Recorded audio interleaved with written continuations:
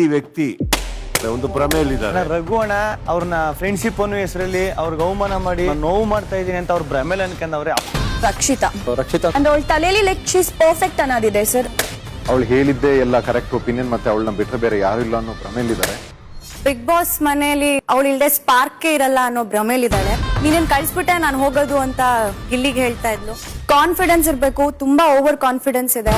Super Sunday with Sudeep ಇಂದು ರಾತ್ರಿ 9 ಗಂಟೆಗೆ. ಈ ವ್ಯಕ್ತಿ ಒಂದು ಭ್ರಮೆಯಲ್ಲಿದ್ದಾರೆ. ರಘು ಅಣ್ಣ ಅವ್ರನ್ನ ಫ್ರೆಂಡ್ಶಿಪ್ ಅನ್ನೋ ಹೆಸರಲ್ಲಿ ಅವ್ರಿಗೆ ಅವಮಾನ ಮಾಡಿ ನೋವು ಮಾಡ್ತಾ ಇದೀನಿ ಅಂತ ಅವ್ರ ಭ್ರಮೇಲೆ ಅನ್ಕೊಂಡವ್ರೆ.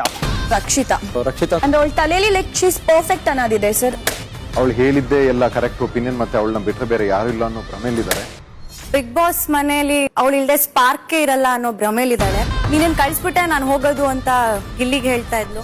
ಕಾನ್ಫಿಡೆನ್ಸ್ ಇರ್ಬೇಕು, ತುಂಬಾ ಓವರ್ ಕಾನ್ಫಿಡೆನ್ಸ್ ಇದೆ. ಸೂಪರ್ ಸಂಡೇ ವಿತ್ ಸುದೀಪ ಇಂದು ರಾತ್ರಿ 9 ಗಂಟೆಗೆ. ಈ ವ್ಯಕ್ತಿ ಒಂದು ಭ್ರಮೆಯಲ್ಲಿದ್ದಾರೆ. ರಘು ಅಣ್ಣ ಅವ್ರನ್ನ ಫ್ರೆಂಡ್ಶಿಪ್ ಅನ್ನೋ ಹೆಸರಲ್ಲಿ ಅವ್ರಿಗೆ ಅವಮಾನ ಮಾಡಿ ನೋವು ಮಾಡ್ತಾ ಇದೀನಿ ಅಂತ ಅವ್ರ ಭ್ರಮೇಲೆ ಅನ್ಕೊಂಡವ್ರೆ. ರಕ್ಷಿತಾ ರಕ್ಷಿತಾ ಅಂದ್ರೆ ಅವಳ ತಲೆಯಲ್ಲಿ ಲೈಕ್ ಶೀಸ್ ಪರ್ಫೆಕ್ಟ್ ಅನ್ನೋದಿದೆ ಸರ್. ಅವಳು ಹೇಳಿದ್ದೆ ಎಲ್ಲ ಕರೆಕ್ಟ್ ಒಪಿನಿಯನ್, ಮತ್ತೆ ಅವಳನ್ನ ಬಿಟ್ಟರೆ ಬೇರೆ ಯಾರು ಇಲ್ಲ ಅನ್ನೋ ಭ್ರಮೆಯಲ್ಲಿದ್ದಾರೆ.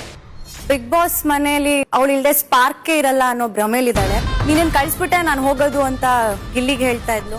ಕಾನ್ಫಿಡೆನ್ಸ್ ಇರ್ಬೇಕು, ತುಂಬಾ ಓವರ್ ಕಾನ್ಫಿಡೆನ್ಸ್ ಇದೆ. ಸೂಪರ್ ಸಂಡೇ ವಿತ್ ಸುದೀಪ ಇಂದು ರಾತ್ರಿ 9 ಗಂಟೆಗೆ.